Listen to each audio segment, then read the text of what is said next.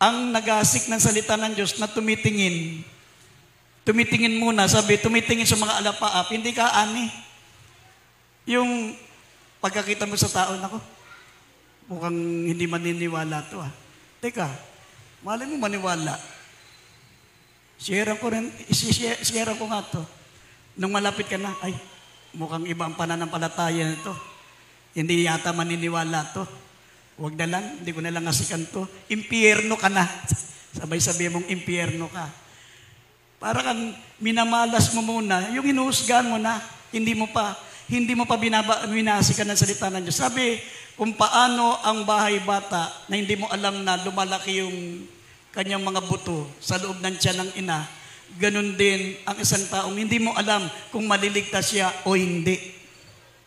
Amen? Kaya sabi rito, huwag kang mamimili kung sino ang iyong hahasikan. Magasik ka ng magasik, sapagkat hindi mo alam kung sino ang tutubo doon at sino ang hindi tutubo doon o baka parehong tumubo. Ibig sabihin, wala kang pipiliin. Kahit sino sila, kahit ano sila, basta nakatabi mo, basta nakausap mo, basta nakilala mo, hasikan mo ng binhi ng salita ng Diyos. Sabi ng Biblia, sowing. Yan po ang the third part. Ito ang pinakatatlong paraan. Sabi ng Biblia, ipangaral mo ang salita ng Diyos sa panahon at sa kapanahunan at sa hindi sa kapanahunan. In season and out of season. Magasik ka. Hindi mo alam kung sino dyan ang magbubunga. Hindi mo alam. Hinasikan mo siya ngayon. Pero after 10 years, after 21 years, tsaka lang tumutubo na pala yung salita ng Diyos na hinasik mo sa Kanya 10 years ago. Yun yung sinasabi ng Biblia na kung paanong hindi mo alam na ang sanggol sa bahay bata ng ina ay lumalaki ang buto, lumalaki na yung kanyang sinapupunan, ganun din ang taong nagasik ng salita ng Diyos. Hindi mo alam kung sino ang hihipuin ng Diyos para maniwala. Kaya magasik ka ng magasik, hindi mo alam kung sino dyan ang tutubo o baka parehong tumubo. Pero ang tumitingin sa alapaap at hindi nagasik, hindi aani. Hindi ka ani, yung judgmental ka kagad ako, hindi ko paniwalaan to. Ayokong ngasikan to, ayokong sharean to, baka pagtawanan ako. Nako, matagal na to sa ganitong religion, INC to, nako, baka magdebate lang to. Hindi mo alam kung sila'y maniniwala o hindi. Ang importante, magampanan mo ang tungkulin mo bilang mananampalataya. Sabi rito sa Ezekiel, Kapitulo 3, talatang 11, sa maniwala sila o hindi. Basahin natin. Ezekiel 3:11, tanong natin ng 17 hanggang 19. Basahin natin. Dito po sa Ezekiel, Kapitulo 3, ang talata po ay 17 hanggang 19. 11 po na, 11. 11, 3. Tapos tanong ng 17 hanggang 19. Dito po sa Ezekiel Kapitulo 3, talatang 11. At yumaong ka, pumaroon ka sa mga bihag ng mga anak ng iyong bayan at magsalita ka sa kanila.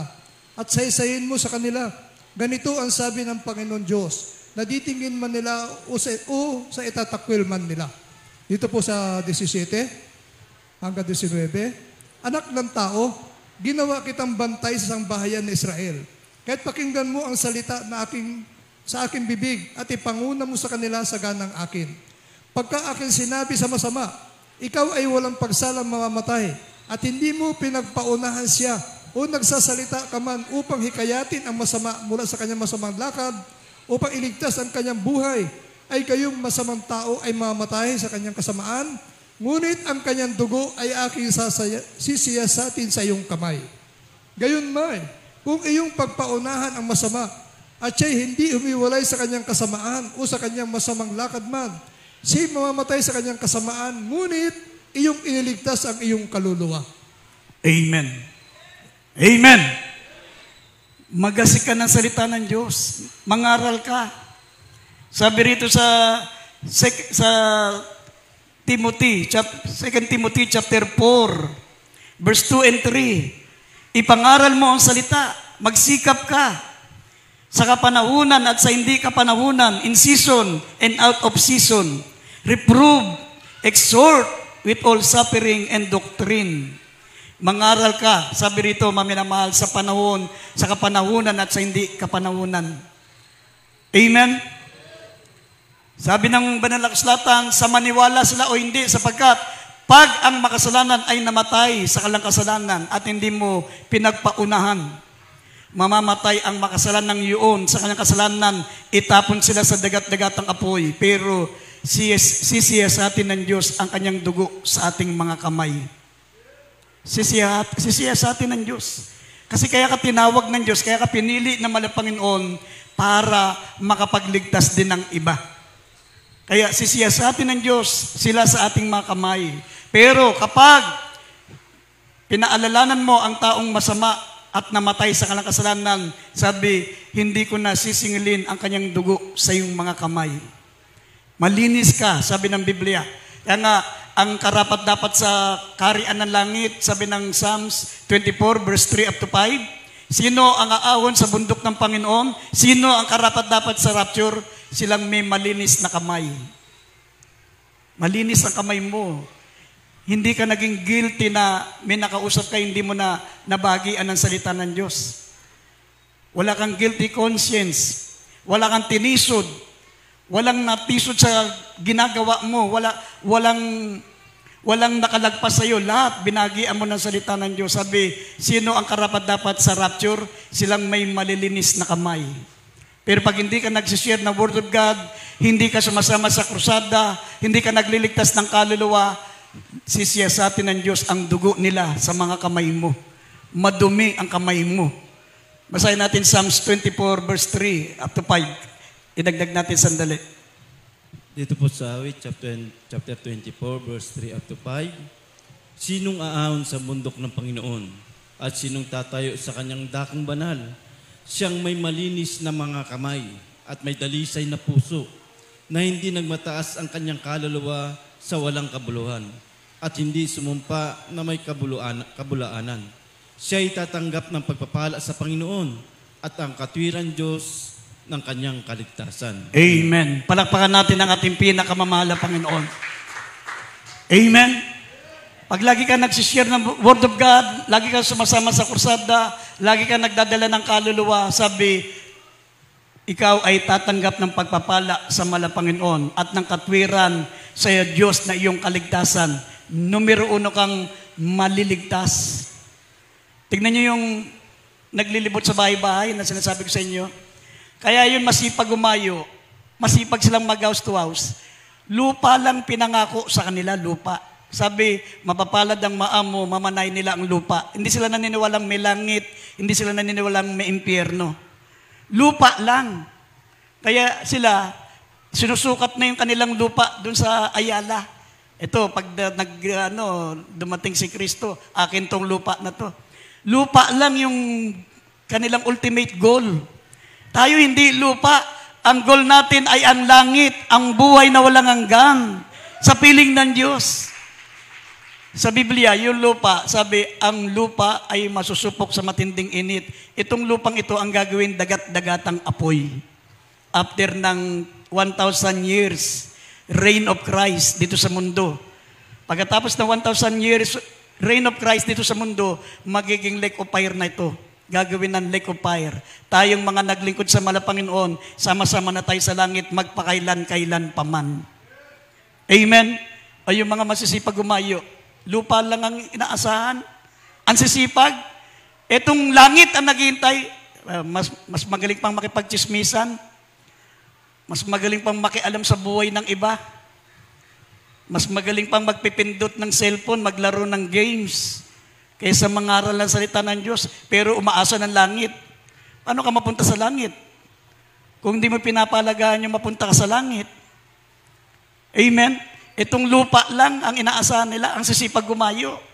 Ang tatanda na, ang tindi ng sikat ng araw. Minsan nakikita ko, nauulanan sila, nasisikatan ng araw. Talagang hindi nila ipangaral ang Biblia. Pero hindi si Kristo pinangangaral nila. Dapat higitan natin yung kasipagan nila. Kasi langit ang ating inaasam. Amen? At ang kauli-ulian, maminamahal, that fourth part, ang sabi, reaping. Sabi, ang sinumang nagasik na may pagluwa ay aaning dala-dala ang kanyang tangkas na may kagalakan. Amen? Pag umahayo ka, sinusunod mo yung tinatawag, maminamahal, na God's greatest plan to reach the world. Hindi pwedeng wala kang dalang kaluluwa. Hindi pwedeng hindi ka makapagdala ng kaluluwa. May maakay at maakay ka, maminamahal, sapagkat ang pangatlong matatanggap natin ay reaping. Aani, nadala-dala ang kanyang tangkas na siya'y bumabalik na may kagalakan. Sabi ng nabasa natin sa Psalms 126 verse 6, dala-dala ang kanyang tangkas na may kagalakan. Ibig sabihin, dala-dala niya ang kanyang bunga sa paglilingkod sa ating pinakamamahal na Panginoon. Basahin natin ang huling talata, John 4:35 to 38. Dito po sa Juan Kapitulo 4, talatang 35 hanggang 38. Hindi baga sinasabi ninyo, may 4 na buwan pa at saka darating ang pag-aani? Narito, sa inyo'y aking sinasabi, itanaw ninyo ang inyong mga mata at inyong tignan ang mga bukid na mapuputi na upang anihin. Ang umaani ay tumatanggap ng upa at nagtitipon ng bunga sa buhay na walang hanggan upang ang naghahasik at ang umaani mga galak kapwa. Sapagkat dito'y totoo ang kasabihan, isa ang naghahasik, ang iba ay umaani. Kayo sinugo ko upang anihin ang hindi nyo pinagpagalan. Iba ang nagpapagal at kayo siyang nagsipasok sa kanilang pinagpagalan. Amen. Amen. Dito po sa Jeremias, pakidugtong Jeremias 8:20. Ito po yung pinakauling talata. Jeremias 8:20.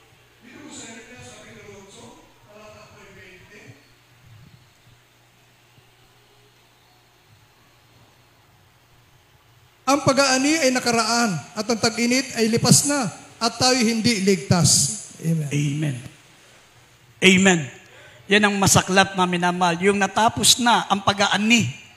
Reaping, tapos na. At ang tag-init ay dumating na. Tapos sabi, tayo'y hindi ligtas. Ang pag-aani ay nakaraan, ang tag-init ay lipas na, tayo'y hindi ligtas. Ibig sabihin, hindi natin ginawa ang tungkulin natin bilang mga anak ng Diyos. Kaya ka walang interes sa paglilingkod. Wala kang ganang dumalo. Wala kang gana sa kaligtasan mo. Kung ikaw mismo walang gana sa kaligtasan mo, how much more sa kaligtasan ng iba? Pero habang humahayo ka, nagdadala ka ng kaluluwa, lalo kang gaganahan sa pagliligtas ng kaluluwa. Lalo kang mga minamahal gaganahan sa paglilingkod sa ating mahal na Panginoon. Tandaan nyo, hindi biro ang mapunta sa impyerno. Kung gusto mong matikman ng impyerno, idaiti mo yung daliri mo dun sa kalan. Buksan nyo yung gasol. Idaiti mo yung daliri mo. Pag hindi mo natiis, ganun matindi ka init sa impyerno. Walang makatitiis. Pero ang impyerno, hindi pa yan ang katapusan. Hindi pa yan ang tinatawag na yung destination. Sabi ng Biblia, ang nasa impyerno, itatapon pa sa dagat-dagatang nagdiningas na apoy na ikalawang kamatayan. Sila'y parurusahan araw at gabi, tormented day and night without rest forever and ever. Yung impyerno, mayroon pang tuntungan ng paa. May matutuntungan pa yung paa mo kahit puro uod, puro apoy na. Pero yung dagat-dagatang apoy, gaya ng malalim na dagat, wala ka nang matutuntungan. Puro apoy na. Nakalutang ka sa naglalagablab na apoy, magpakailan-kailan ka man. Kaya kung naligtas ka sa impyerno at sa dagat-dagatang apoy, bilang pagtanaw mo ng utang na loob sa Diyos, magligtas ka rin ng kaluluwa sapagkat yan ang dahilan bakit ka iniligtas ng ating pinakamamahal na Panginoon. Amen. Everybody shout, praise the Lord. Tayo po'y tumayo, mawit tayo maminamahal. Awitin natin ang awiting Just Go. Tayo po, maminamahal, ay yumaon. Tayo po'y humayo, magdala ng kaluluwa sa paanan ng ating mahal na Panginoon. Malapit ang bumalik ang ating dakilang Diyos.